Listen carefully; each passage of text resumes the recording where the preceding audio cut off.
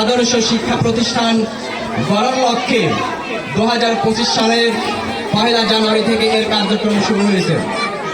আমরা অবশ্যই জানি যে গোলাপ একটি খুব সুন্দর ফুল, আমরা সবাই পছন্দ করি, কিন্তু গোলাপের একটি চারা নিয়ে এসে যদি আমি আজকে পুঁতে আজকেই যদি তার ফল পাইতে চাই, এটা কি আদৌ সম্ভব?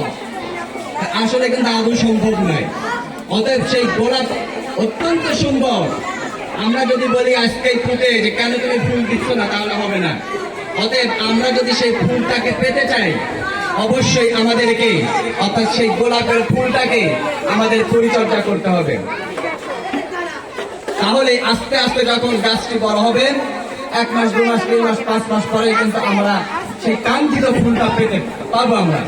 সুতরাং এটা একটা সেই গোলাপ ফুলের প্রতিষ্ঠান। সুতরাং আমরা একদিনেই সকল প্রত্যাশাও কিন্তু পাবো না, যেহেতু এমনিও নতুন প্রতিষ্ঠান।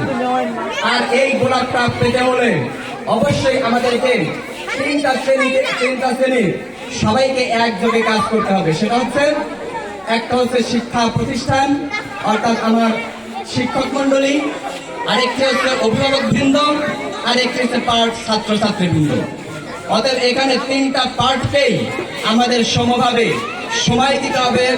আমাদেরকে ভুল ভ্রান্তি যেটাই হোক না কেন সহযোগিতা করতে হবে, পরামর্শ করতে হবে, তাহলেই কিন্তু আমরা আমাদের সেই কাঙ্ক্ষিত ফুলটা আমরা পেয়ে যাব। সুতরাং আমরা 1 মাস অতিক্রান্ত হওয়ার পরে আজকে ফেব্রুয়ারির 8 তারিখে আমরা মনে করেছি প্রতিষ্ঠানের আমাদের যে 37-38 দিন ক্লাসের বয়স, আমরা কতটুকু কি করতে পেরেছি, আমরা কতটুকু নার্সারি করতে পেরেছি, এটা আপনাদের থেকে কিছু ফিডব্যাক আমাদের প্রয়োজন আছে। অবশ্যই আমাদের ল্যাকিংস আছে, যেহেতু আমরা প্রথম, অবশ্যই আমাদের কিছুটা ভুল ত্রুটি আছে। আমরা ইতিমধ্যেই আমাদের সম্মানিত অভিভাবকদের বৃন্দ থেকে কিছুটা পরামর্শ পেয়েছি।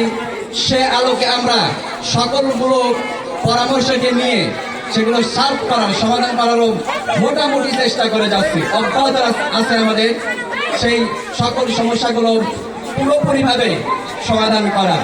তাই আসুন আজকে আপনাদেরকে এখানে মূলত সমাবেশ করার বা উপস্থিত করার একটাই লক্ষ্য, আমাদের এই প্রতিষ্ঠান আমরা কিভাবে এগিয়ে নিয়ে যাব, আমাদের কতটুকু দুর্বলতা আছে সেগুলোকে কিভাবে আমরা কাটিয়ে উঠতে পারবো, সেই মতামত আপনাদের কাছে আমরা প্রত্যাশা করছি।